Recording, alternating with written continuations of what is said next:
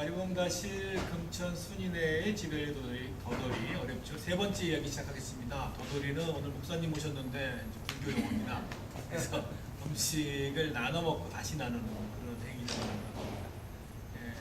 커뮤니티 팟캐스트라고 되어 있는데 이제 구로공단을 중심으로 한 지벨리의 어떤 상생의 분위기 이런 것들 구성했으면 좋겠다 하는 취지의 팟캐스트고요. 가리봉다실은 지벨리에 있는 구로공단 노동자 생활체험관을 제작합니다. 과거의 역사를 보고 이제 앞으로 지벨리의 발전을 찾아보려고 하고 있고요. 구로공단과 특별히 인연이 있는 분들을 차례차례 모셔서 얘기 듣고 있습니다. 저는 진행을 맡고 있는 구로공단 노동자 생활체험관 안치용이고요. 오늘 오신 손님은 구로공단 역사 이제 50년이 됐는데 작년으로 50년 역사를 하는데 아마 거론되는 인물 중에 가장 장시간을 관여하신 분이 아닌가 생각합니다. 그냥 뭐 양력이나 이런 건 따로 소개할 필요가 없을 것 같고 가운데 계신 임명재 목사님 나오셨고요. 그리고 이제 같이 대화를 나눌 경향신문 노동 전문 기자 겸 논설위원인 강준구 기자라고 있고요. 조금 떨어져서 젊은 세대로 계속 전체 팟캐스트 같이 참여하고 있는 연세대학교 행정학과 3학년 송은아 씨 나와 있습니다. 세대가 어리니까 너 탤런트인 줄 알았어. 목사님이 되셔가지고 답답하다. 화면용은 아닙니다. 자, 이제 뭐 이게 그렇게 인기 있는 이제 세 번째 맞는데 인기 있는 팟캐스트는 아니에요. 몇 명이나 들을지 모르겠고 다만 이제 기록을 해나가는 과정이라고 생각하시면 그런 점들이 있는 것 같습니다. 옛날에 이제 책도 하나 발간했는데 다른 형태로 계속 기록을 해나가고 이제 모두의 이제 제가 말문을 열기 위해서 오늘 날짜를 말씀드리면 특별히 오늘 날짜를 고른 게 오늘이 11월 13일이에요. 11월 13일 전태일 기이죠. 70년 20이 아니네. 45년 전 오늘입니다. 그때 22살이었죠. 22살. 그래서 어떤 한국 노동운동사에 전환점이 됐던 사건이긴 한데 그걸 고날짜에 오늘 임 목사님 모시고 이 팟캐스트 진행하는 건 뜻이 있겠다 싶어서 오늘 날짜를 했습니다. 어떻게 제 생각이 나쁘지 않죠? 네. 특별한 날이군요. 그래서 전태일 씨가 살아있었으면 뭐 다 청년 전태일로 아직도 기억하는데 유관순도 누나라고 그러니까 아직도 그런데 그렇죠. 돌아가실 때 기준이니까. 네. 근데 뭐 전태일 지금 한갑이 훨씬 넘은 70조에 들어선 그렇겠네요. 연세가 되셨네요. 벌써. 자, 그러면은 뭐 자유롭게 이제 궁금한 것들 여기 뭐 보시면 스크립트가 있으니까 스크립트를 참조하시면서 두 분이 자유롭게 먼저 대학생 얘기부터 물어볼까요? 우리 여기 대학생부터 대학 얘기니까 대본에 따르면.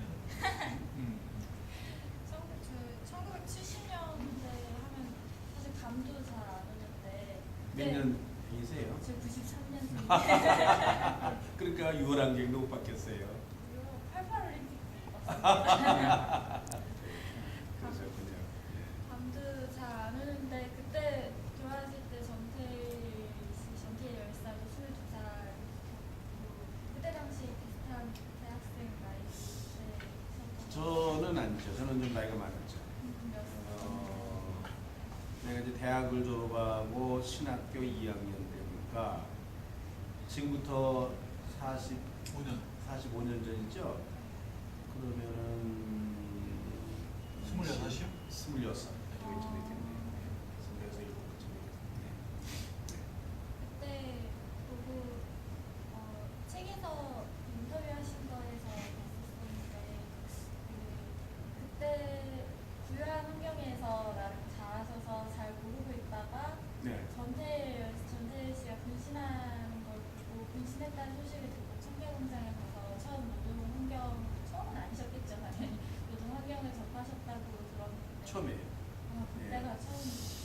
그러니까 뭐 나는 뭐 전통적인 기독교 가정 그리고 뭐 중산층보다는 좀 잘 살았죠. 우리 그 할아버지 증조 할아버지 때뭐 대지주가 있었으니까 분홍이 있었으니까요. 말인지금 만석군 집안이 있었으니까 가난을 몰랐고 물론 뭐 6.25 전쟁이라든지 이런 걸 겪으면서 일시적인 충청도 진짜. 예, 가난 뭐 이런 건 있었고 배고픔 이런 건 있었지만 뭐 기본적으로는 이렇게 부유한 집안에서 태어났고 기독교 가정에서 태어났으니까 우리 신학교 졸업하고 목사가 된다는 생각을 어려서부터 가지고 있었고 또 목사가 되면은 뭐 보통 꿈꾸는 게 큰 교회 가지고 찬양대회도 있고 그리고 올간도 있고 뭐 저 올라가서 설교도 하고 뭐 이제 그런 나라자는 생각 그렇게 해서 신학교 가서 공부했고 근데 뭐 이제 전태일 씨 이제 분신했다는 얘기 내가 이제 아현동 사람을 그 청계천을 지나다녔어요. 차가 버스가 학교 왔다 갔다 하면서 그리고 뭐 도대체 무슨 일로 여기서 사람이 죽는가 내가 또 충격받았던 거는 이제 전태일 씨가 독실한 기독교예요. 강릉교 기독 청년이었었어요. 창동이라고 도봉 저쪽에 그리고 뭐 전태일 씨 어머님도 뭐 이소선 여자도 독실한 기독교 집안이 다 그렇습니다. 독실한 기독교 가정인데 어쨌든 뭐 분신에서 죽었던 어떤 터지간에 그 아들이 죽었으니까 어머니 입장에서는 기독교시고 장례를 하고 싶었을 거 아닙니까? 그래서 기독교시고 장례를 해야 된다라고 생각으로 아마 몇몇 목사님들한테 말씀을 드렸는데 자살한 사람은 기독교식을 할 수가 없다. 그렇죠. 예. 그쪽 기준에서 예. 편협하기고. 예. 그랬고 그래서 장례를 좀 기독교식으로 못했어요. 그러니까 아마 이소선 여사 어머니께서는 그게 늘 한이 있었을 거예요. 장례식이라도 뭐 기독교식으로 있었으면 좋겠다. 이렇게 됐다. 그래서 그때 아니 이렇게 이 기독교식으로 정말 장례 지내는 걸 거부해야 되는 거야 내 마음속에 그런 생각. 그 다음에 이제 기독교인이 자살을 했다. 기독 청년이 자살했다. 독실한 기독 청년. 이제 그것도 나로서는 굉장한 충격이었고 또 이제 일기장이 그때 공개가 됐는데 나는 다 기억은 못하지만 지금 기억하는 대로는 대학생 청년 친구가 하나 있었으면 좋을 대학생 친구가 있었으면 좋겠다. 좋겠다. 이런 얘기가 있었죠. 일기장에 노동법 책. 노동법 책 이 한자로 너무 많이 돼 있어요. 네, 그게 대학생 친구가 있었으면 좋겠다. 뭐 이런 거. 사실 그것 때문에 대학생들이 상당히 때 많은 사람들이 충격받았죠. 그래서 뭐 장기 표시든지 뭐 이런 사람들이 사실은 그때 그 문구 때문에 충격을 받았고, 그래 노동 문제나 사회 문제에 관심을 가지게 됐고, 나 같은 경우는 이 기독교인이 어떤 이런 비참한 그 삶을 겪고 이게 자살할 정도의 이 삶이라는 건 이게 어떤 삶이냐, 그리고 기독교가 과연 이렇게 사는 사람들을 버려도 되는 거냐라는 난 상당히 기독교적인 충격이었죠. 네? 네, 그래서 청계천을 이제 가봤는데 나는 이 인간이 이렇게도 사는구나. 이렇게도 사는 인간이 있구나 우리 사회에. 이렇게도 가난하게 사는 그 사람이 사는 게 아니잖아요. 1970년, 70년대 그때 가시나. 예. 그러니까 이제 그 청계천은요. 청계천의 그 봉제 공장은 정말 그때 더 어린 아이들이었어요. 13살, 14살짜리. 네? 그런데 이게 그 시설이 부족하니까 다락을 맸어요. 다락을 매가지고 2층에 올라가서도 2층에 올라가서도 이제 미싱을 하는데 그 제대로 쓰지도 못하는 거예요. 보통 층에다가 다락을 맸으니까 쓰지도 못하고 앉아서 평생 허리 못 펴고 이제 해야 되는 상황이고, 여기 구로공단에서 일하는 노동자들도요. 그러니까 우리나라가 이 구로공단을 설립할 때 공장만 세우지 말고 기숙사를 짓어야 되는 거예요. 어?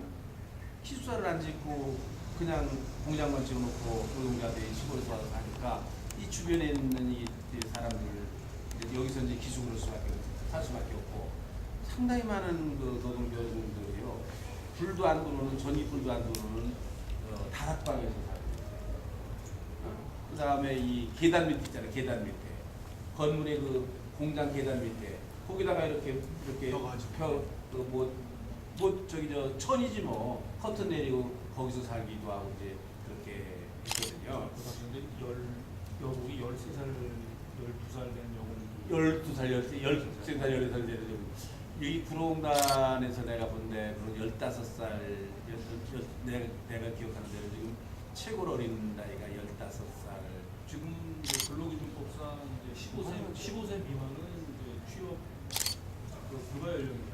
노동부 장관 특별한 허가를 얻어야. 아니, 그때야 그 당시도 아니 그런 기준이 없어. 아니 있죠. 있지만 예를 들면 전태일 열사가 죽을 때 근로기준법을 지켜라 그러고 죽지 않았어요? 예.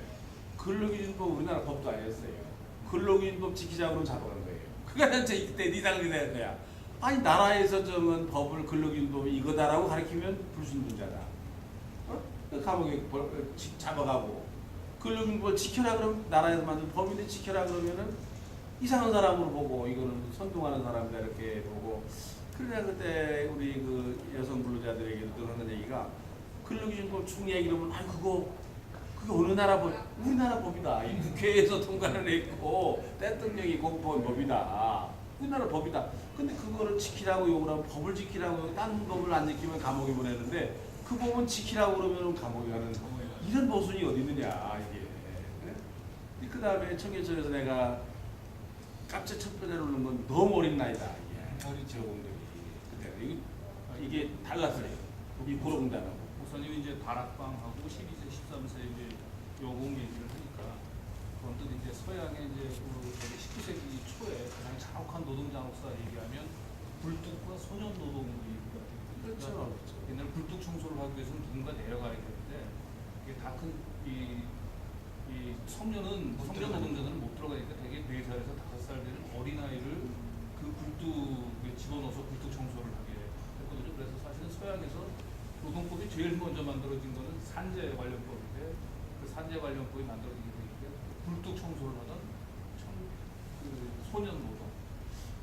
이제 영국 같은 뭐 100년이 흘러서 상황이 영국에서 산업혁명 과정에서 보면은 이 아동 노동이 굉장히 심각하거든요.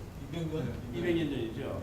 그래서 아이들이 어디서 자랐는가? 그때는 뭐 어린이집도 그러니까 그냥 공장에서 자랐어요. 어머니는 일을 하고 당연히 공장에서 일을 하고 또 미싱하고 아이들은 그냥 그 공장 바닥에서 자랐다는 기록이 서양에 그런 기록이 있거든요. 근데 우리나라는 그렇게까지는 아니었지만 그래도 우리나라가 지금 뭐 50년, 60년 산업화가 되고 그런 정도밖에 안 되지만 서양에서 겪었던 거를 상당히 압축적으로 겪었다고 봐야 되는 거예요. 네? 지금 뭐라고 하지만 압축적으로 겪었다고 봐야 되는 거거든요. 그렇죠. 아동노동도 서양에 워낙 만연했었어요. 그러니까. 근데 이제 내가 깜짝 놀란 건 청계천에 가서 깜짝 놀란 건 두 가지 더 놀랐는데 화장실이 없는 거예요. 화장실 어디게? 쫙 줄을 서는 거예요. 나는 이 화장실에 대한 그런 그 추억이 굉장히 많은데 노동자 그러면 오줌을 오래 참는 사람이다. 오줌을 오래 참잖아. 화장실이 쪽방전에 살면 90세 되면 60세 되면 쪽방전에 살면은요 아침에 쫙 줄을 서는 거예요. 그래서 뭐 벌집은 그랬는데 청계천 공장에서도 그런데 거기 어디 무슨 뭐 화장실이 있었겠습니까? 그래가지고서 시집갈 때 필수 훈수품이 요강이에요. 요강이 뭐 무엇보다도 요새 뭐 냉장고 사가지고 뭐 텔레비 사가지고 시가지만 그때는 아주 필수 그 훈수품이 요강 사가지고 가야 돼요. 튀니까 줄이. 또 하나 놀라는 건 인간 시장이에요. 점심 때만 되면은요 노동자들이 그 모이는 데가 있어요. 트레이드를 하는 거야. 그러니까 옛날에 우리가 서양에서 읽었었던 기록에서 읽었었던 그 노동 시장 있잖아요. 인간 시장 있잖아요. 그게 그대로 벌어지는 거예요. 청계천에. 뭐 지금 다 없어졌지. 가보면은 그 청계천 그 평화시장 그 옆에 거기 그 밑에 가보면은 노동자 구호를 오는 기업주가 있었다. 기업자 볼 것도 없어요. 뭐 10명, 20명 뭐 하는 거 이러니까 뭐 옛날에 구로공단도 마찬가지예요. 구로공단에 무슨 대기업이 없었잖아요. 이게 자꾸 중소기업이잖아요. 그러니까 이게 구로공단에서 이 중소기업 얻은 놈들도 고생 많이 했어요. 사장이라고 그러면 같이 먹고 같이 자고 같이 했거든요. 사실 지금도 그런 좀 상황이 달라지지 않죠. 근데 이 두 가지 공부를 한 거예요. 굉장히 충격을 받고, 그러니까 이제 뭐 신화 그러는 사람이니까 특히 내가 처음부터 가난하게 살았으면은 충격이 됐을 거예요. 지금 생각이. 그래서 혁명가, 세계적으로 혁명가를 보면은요, 되게 준산 출신이에요. 네, 그렇지. 노동자 출신 혁명가는 없어요. 가난한 그 프롤레타리아 계급에서 나온 혁명가는 없어요.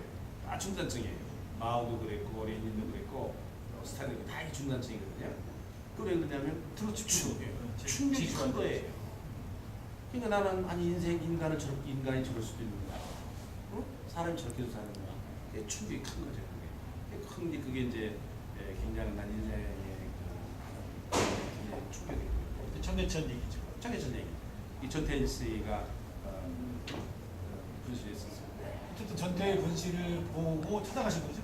그렇죠. 들고 찾아가요. 그때 이제 그런 하도 이제 그런 문제가 있었어요. 그런 얘기가 있으니까 이 뭔가를 생각하는 거죠. 강의원. 아니 그러니까 전태일 열사 이제 얘기가 나왔으니까 사실 이제 저는 이제 언론인이니까 언론전에서 좀 반성을 해보자고 한다면 사실 이게 분신 직후에 바로 보도가 안 되죠. 그러면 한참 있다고. 그래서 이제 저희가 알기로는 이제 뭐 한 3, 4일 정도 지나서 유족들이 노동부 출입기자실을 찾아갔는데 그 안에서 기자 중에 2명이 이제 기사를 썼고 이제 그 중에 한 분이 저희 이제 경향신문 기자인데 사실은 경향신문에서 그 썼던 그 프로의 특종 나온 데서 물론 가슴 아픈 특종이긴 한데 저희 신문사 내에서 사실 큰 조명이 안 됐어요. 우리는 이제 이승만 그 망명도 하는 그 특종을 경향신문 이제 60년사에서 가장 큰 특종이라고 보이고 전태일 보도가 경향신문 특종이라고 한 부분들은 우리 사내에서는 사실 한 2, 3년 전부터 관심을 가졌어요. 그래서 이제 제가 2012년도에 노조위원장 할 때 그 첫 보도가 나가게 된 경위를 기자협회 기자랑 같이 이제 찾아서 그 선배를 찾았는데 이미 이제 운명을 하셨더라고요. 그분이. 이미 운명을 하셨고 그래서 이제 그분이 좀 아쉬워서 그분의 뜻을 그리는 좀 상을 하나 만들자 해가지고 우리가 이제 매년 전태일 보도 기념상을 해가지고 우리 사내에서 맞아. 그러면 노동 관련된 보도 우리 한 해 동안 보도 가운데서 뽑아서 좀 우리 사내에서 기리긴 하는데 그런 이 전태일 보도 기념상 같은 경우는 제가 보기에는 경향신문 바운더리에 가질 게 아니고 사실은 전 언론계 차원에서 한 번씩 좀 근데 이제 우리 언론 얘기가 나오셨으니까 이게 언론에 이제 계신 분 중에 정말로 훌륭하게 이제 많은 기여를 하시는 분들이 있으시죠. 근데 우리는 정말 속상했던 게 언론이거든요. 내가 어느 날 어느 신문을 보니까 어디야 저기 그 숲이는데 어딘가 광릉. 네. 광릉에 큰 학생가 죽었다고 사회면 통보를 한 거예요, 이게. 예? 사회면 통보로. 근데 그때 무슨 일이 있었냐면은 이게 영등포 지역에서 노동자 가족이 도저히 먹고 애들하고 먹고 살 수가 없으니까 애가 셋인데 자살을 했어요. 근데 내가 가보니까 그 자살할 때의 그 광경도 참 기가 막혔다는 얘기 들었어요. 나는 뭐 직접 보질 못했지만 뭐 장례식에 가니까 들었지. 하여간 하얀 쌀밥과 소고기국을 끓여서 5 식구가 밥을 배불리 먹고 그리고서는 애가 마지막으로 밥을 먹고 그리고 연탄불을 펴놓고 5 식구 자살을 이게 몇 년? 이저 광릉 큰학사 사건 때 내가 뭔지 모르겠네. 내가 이거 광릉 큰학사 사건만 기억하네. 이거 동아일보에 일면 사형 토고 났어요.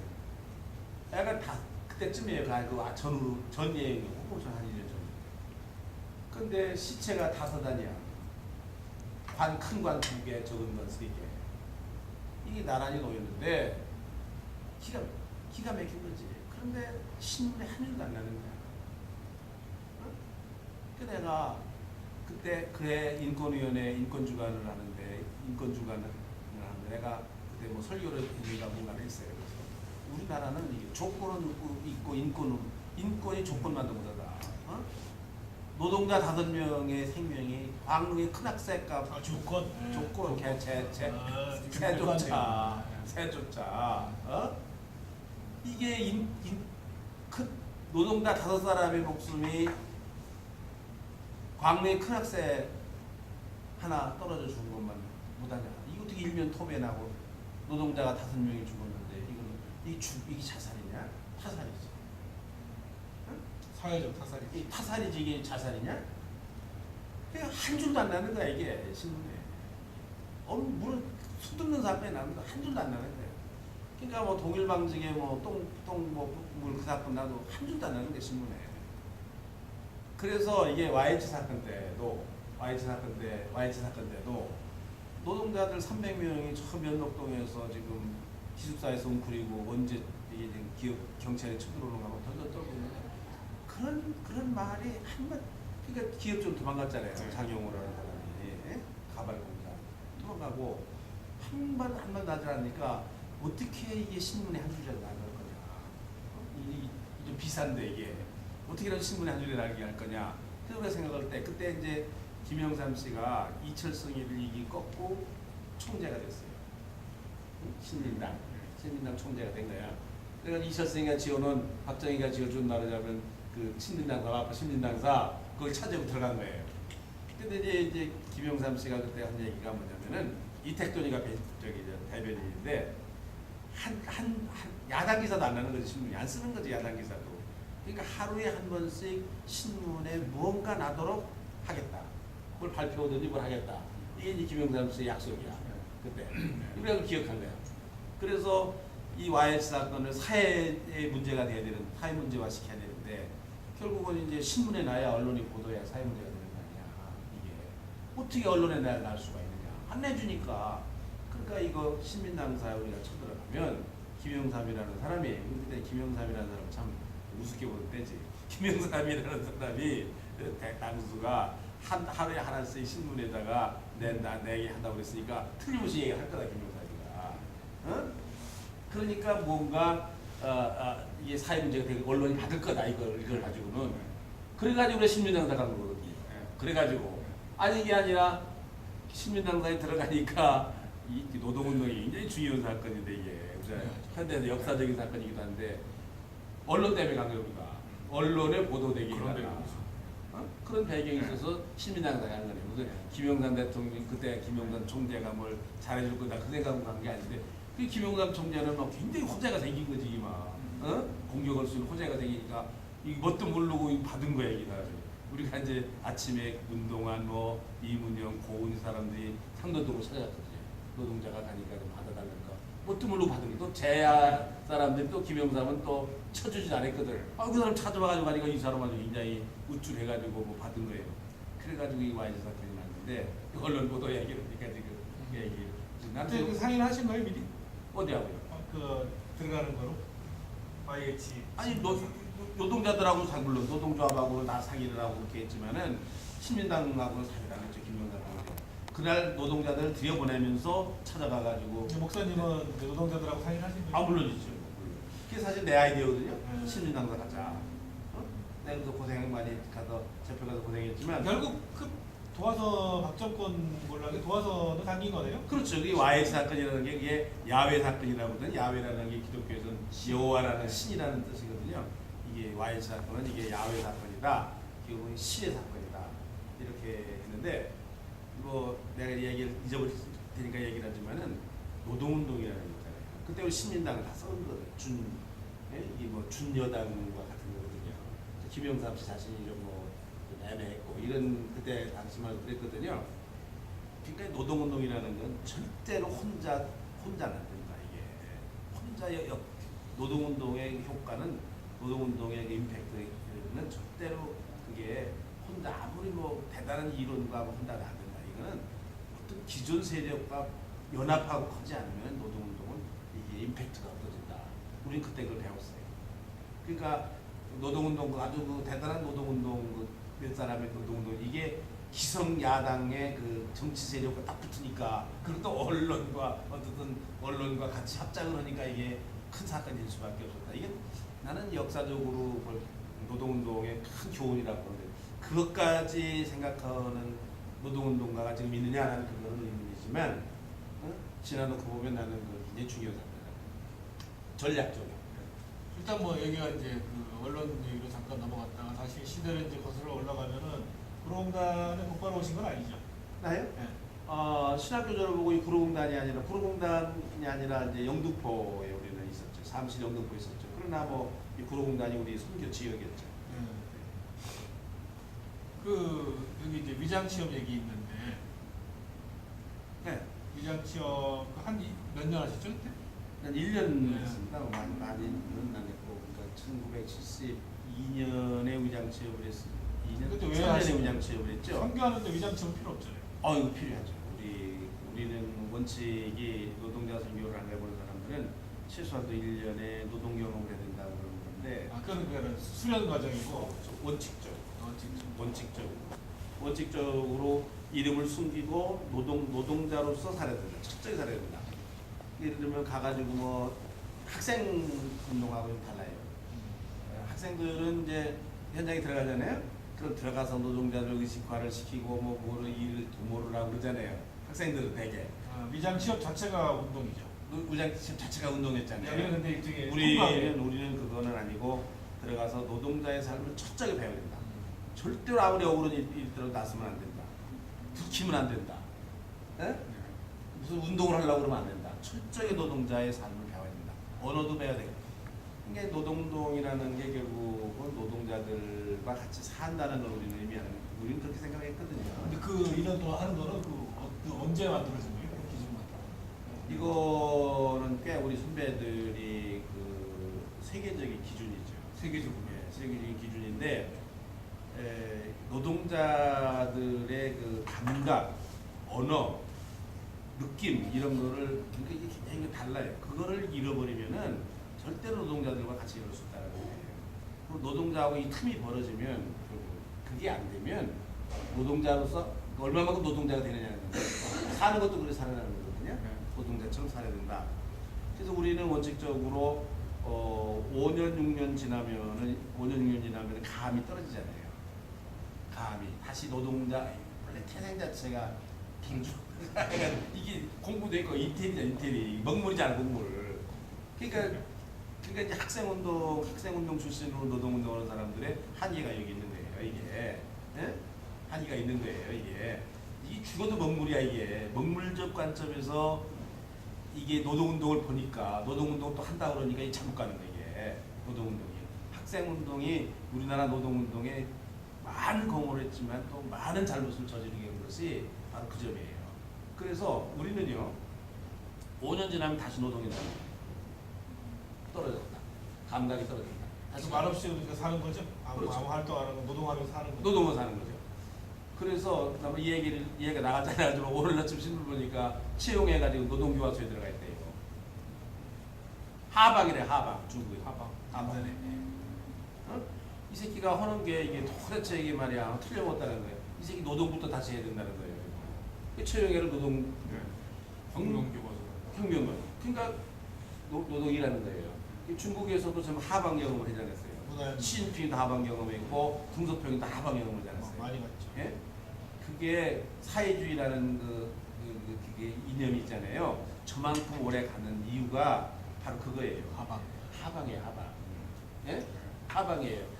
그러니까 지가 뭐 잘난 척하고 가서 노동자가 돼가지고서 한 달이고 두 달이고 몇 달이고 거기서 노동운동 한다고 노동자 지도자가 된다고 그러고 지도한다고 그러고 이게 노동운동을 한국 노동운동을 학생 노동 그렇지 않은 사람도 있지만은 망친 거예요. 그러니까 오늘 철저하게 한 노동자의 삶을 배워라. 언어도 배우고 삶도 배우고 생활도 할 수 있어야 된다. 근데 비슷하네요. 사회주의하고 그러면. 사회주의라는 게 원래 기독교에서 나갔죠.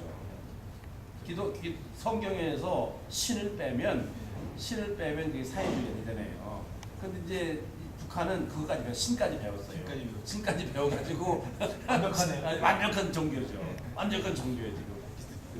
우리 노동부 장관이나 노동부 공무원들도 좀 하방 차원에서 좀 노동 현장을 보내서 노동부 장관하는 사람은 한 달. 네, 현장 경험 한 달 정도 해서 근데 그 일부 교류는 있긴 있었더라고 노동부에서. 근데 되게 정경련이라든지 그 기업의 이군으로 잠깐 갔다가 그걸 교류라고.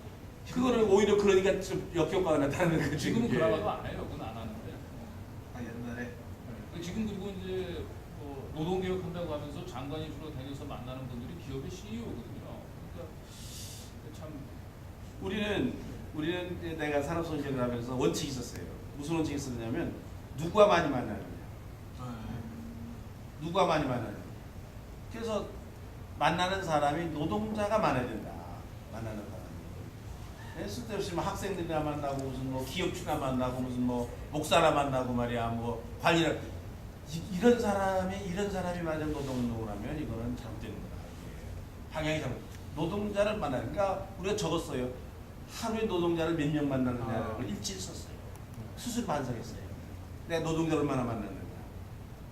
철저하게 했죠. 그러니까 산업선교가 뭐 사람들이 뭐 낭만주의적이었다 뭐도 다 그런 얘기를 많이 하고 뭐 그렇지만 그러나 산업선교가 몇 사람이지만은 우리나라 노동운동에 이게 사회 변화에 끼친 영향이 굉장히 큰 거는 무엇 때문에 바로 이런 것 때문에 이런 거예요. 또 자연스럽게 이제 그 얘기 하시면 돼요. 일단 그 통과을에 1년 동안 수업 받고 네. 그리고 이제 도시산업선교에 들어오신 거죠. 그렇죠. 네.